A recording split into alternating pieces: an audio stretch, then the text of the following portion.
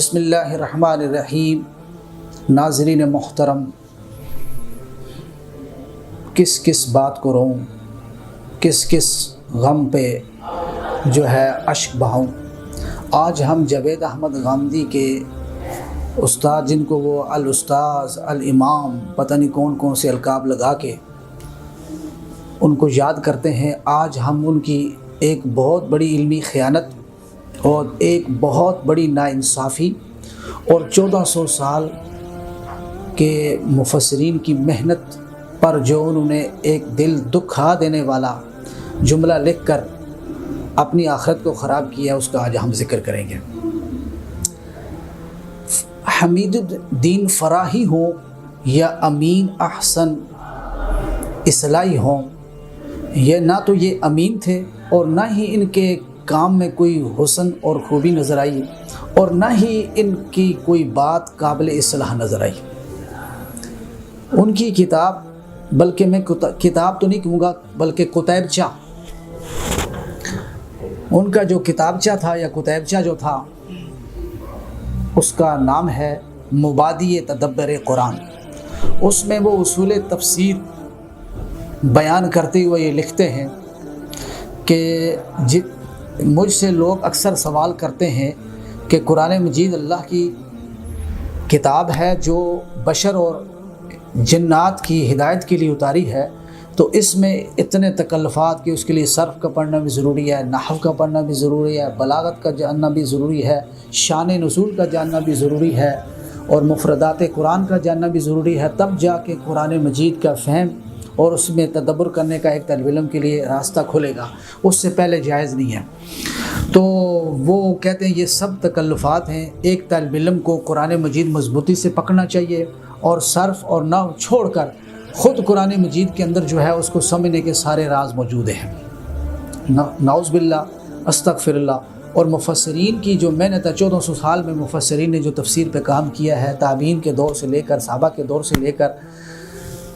آج تک، ان کی ساری محنت کے اوپر انہوں نے ایک جملہ بول کر بہت بڑی علمی خیانت کی اور اپنے غیر ذمہ دار محقق ہونے کا ثبوت دے کر اور اپنی کتاب کو سیاہ کر کے، اپنی آخرت کو سیاہ کر کے چلے گئے دنیا سے۔ وہ کہتے ہیں کہ جتنی بھی تفاسیر لکھی گئی ہیں، ان تفاسیر میں سے اکثر ان تفاسیر میں سے کوئی ایسی تفسیر نہیں ہے جو قرآن کی تفسیر ہو، وہ کسی نہ کسی مکتبہ فکر کے عالم دین نے لکھی ہے اور اپنے مسلک کی تائید میں لکھی ہے۔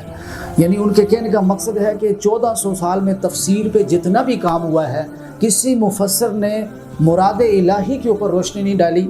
اور اللہ تعالیٰ کے کلام کو سمجھنے کے لیے کوئی کام نہیں کیا، بلکہ وہ اپنے ہی مسلک اور اپنے ہی مذہب کی تائید میں جو ہے قرآنی آیات کو ملِ استدلال بنا کے لکھتا رہا اور اپنے سکول کو مضبوط کرتا رہا۔ یہ غامدی صاحب کے استاد محترم جو ہے، ان کا بہت بڑا بہتان ہے مفسرین کے اوپر، اور ان کے ساتھ بہت بڑی علمی زیادتی ہے۔ نام تو امین ہے لیکن امانت کوئی نہیں ہے، احسن بھی ہے لیکن حسن نہیں ہے، قبح زیادہ ہے، اور آگے جو ہے اصلاحی نام لکھا ہوا ہے لیکن اصلاحی نہیں بلکہ فسادی نظر آتے ہیں۔ تو وہ کہتے ہیں قرآن مجید کو سمجھنے کے لیے نہ تو جو ہے لسان العرب کی ضرورت ہے، یعنی عربی لغت کو پڑھنے کی کوئی ضرورت نہیں ہے، اور نہ ہی جو ہے قرآن مجید کو سمجھنے کے لیے صحاح کی ضرورت ہے جو لغت کی کتاب ہے،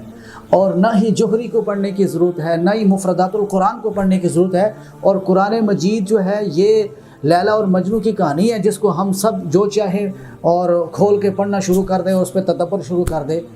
آپ کو اپنی بات پہ بھی تدبر کرنا چاہیے کہ آپ کیا کہہ رہے ہیں اور کتنا بڑا ظلم کر رہے ہیں کہ قرآن مجید یہ اللہ کی کتاب ہے، اس کو اللہ نے ضرور آسان کیا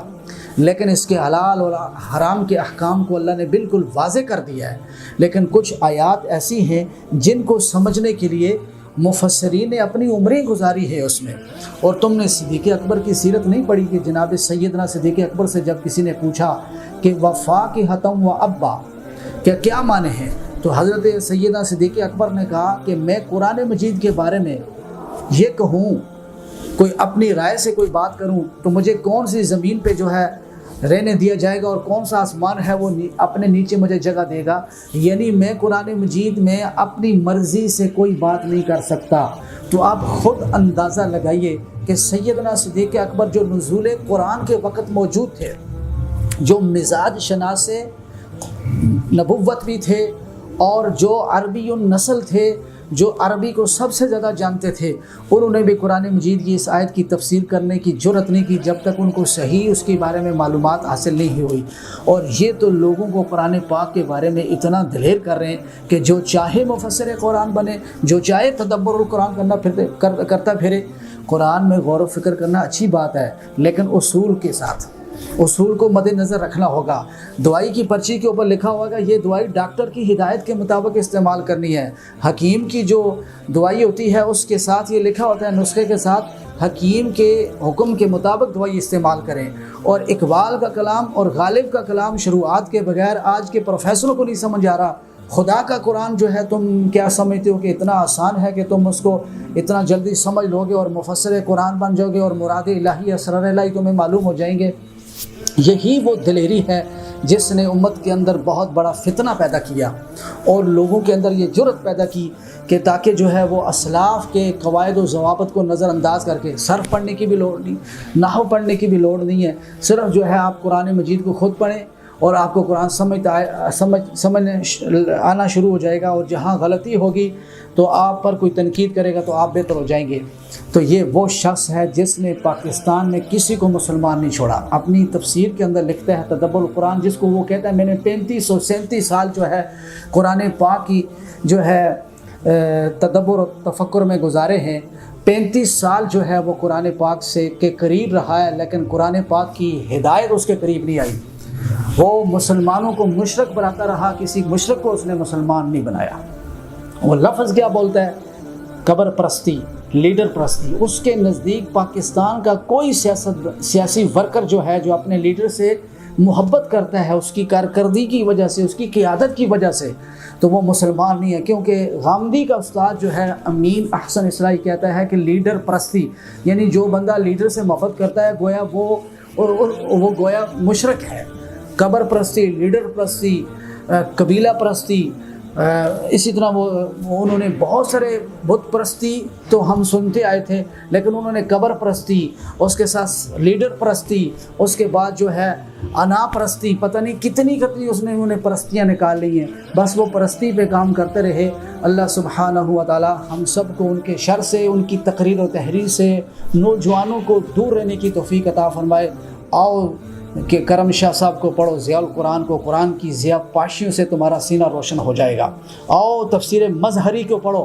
کہ مرزا مظہر جانا نے یہ کہا تھا کہ قیامت والے دن اگر مجھ سے پوچھا جائے گا کہ تم نے دنیا میں کیا کام کیا تو میں کہوں گا میں قاضی ثناء اللہ پانی پتی کو تیار کر کے گیا ہوں، جس کے ہاتھ سے لکھا ہوا ایک ایک جملہ جو ہے وجہ ہدایت ہے، نور ہدایت ہے، اور پڑھتے ہی دل و دماغ روشن ہو جاتا ہے۔ اگر پڑھنی ہے تفسیر تو ابن جوزی کی تفسیر پڑھو، بحر العلوم پڑھو، فقی ابو لیث کی پڑھو، تفسیر نصفی کو پڑھو، ایمان تازہ ہو جاتا ہے۔ اور تم جو کچھ لکھ کر گئے ہو یہ تمہاری جو ہے